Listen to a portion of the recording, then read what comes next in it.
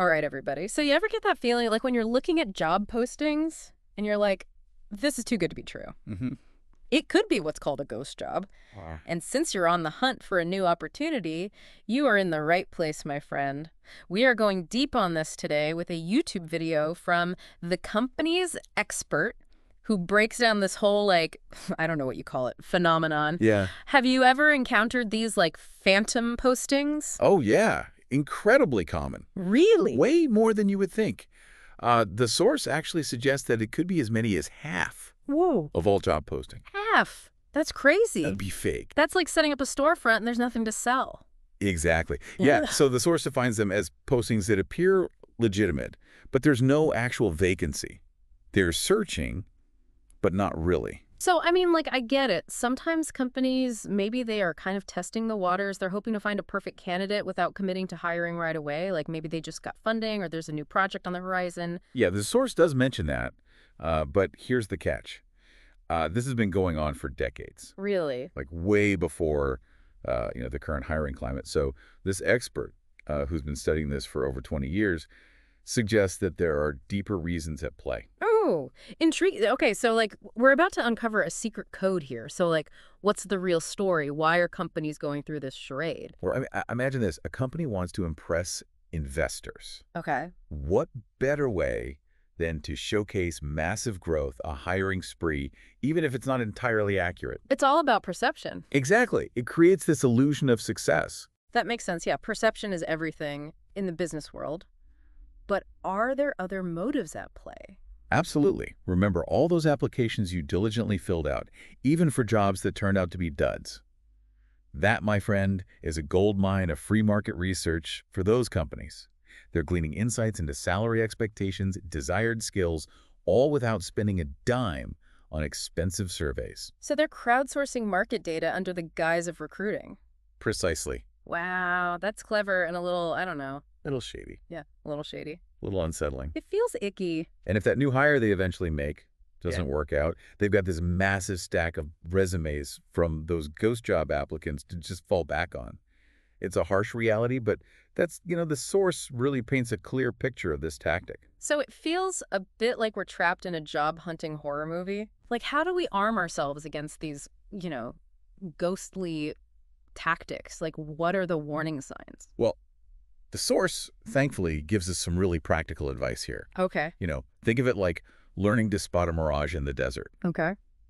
You want to know the signs so you don't waste your precious time and energy. Yes. Give us those red flags, those warning signs. Like, what should we look out for? One of the biggest giveaways is a really vague job description. Okay. If it feels like they just copied and pasted a bunch of, industry buzzwords without actually clearly defining the role, that's a red flag. It's like they didn't even try to articulate what they're looking for. Right. A legitimate company with a real opening, they're going to take the time to create a, clear and compelling job description, outlining the responsibilities, the qualifications, maybe even, giving you some insight into the company culture, really trying to attract the right talent. That makes sense. So vague description, big warning sign. Big time. What else? Another telltale sign is a job posting that seems to be up forever. Oh, yeah. You see it, It's like, hello, are you really hiring? Exactly. Like month after month, maybe reposted on different platforms. Yeah. Legitimate jobs, they get filled. Right. So if a posting seems to be lingering around for an unreasonable amount of time, it's worth, being cautious. Okay, so those are some pretty clear red flags, but like this is where I get tripped up. Let's say you do suspect a job as a ghost job. Do you apply anyway, hoping that it's not? Do you try to find out more? Like, what do you do? This is where the source, I think, delivers some really, really insightful advice. They're actually surprisingly blunt. Applying online more is not the solution. Yeah. It's the default path, right? Yeah.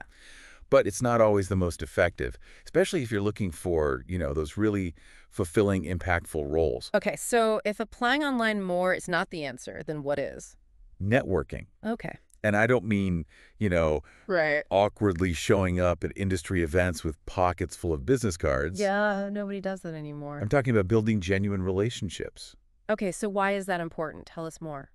Because people hire people they know, like, and trust. Right. It's about building those connections, establishing yourself within your field. Networking can get you on their radar in a way that a resume just can't. Because you're not just a piece of paper. You're like a real person, not Yeah. just an anonymous resume. Exactly. And you're showcasing your expertise and you're building connections within that community. I love that. Yeah. So think about it this way, like, your interests, your hobbies, Yeah. maybe those industry events that you actually enjoy going to, those are all opportunities Right. to connect with like-minded people in your field. Yeah. So ditch the fear of the awkward networking event and think of it more as like Building relationships, ailing relationships. finding your tribe. Yeah. Finding your tribe, this advice from the company's expert, it's gold. Like, it's so easy to feel defeated by these, ghost jobs. Oh, yeah. But this knowledge is empowering. You've got those red flags memorized. You're ready to network like a pro. But this whole conversation, I have to say, it raises a really interesting question, at least for me. So the source talked about how, companies kind of benefit from this whole ghost job tactic. But what does it say about the future of work? Yeah, it's a really good question to ponder. If traditional job postings are becoming less, I don't know, reliable, how do we navigate this evolving landscape? Where do we go from here?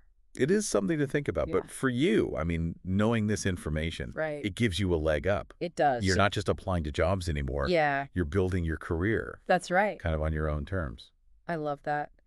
Well, this has been an eye-opening deep dive into the world of ghost jobs. We've uncovered a hidden layer of the job market. But you know what? We're emerging with a secret weapon, knowledge. So for everyone out there listening, you got this. We are rooting for you.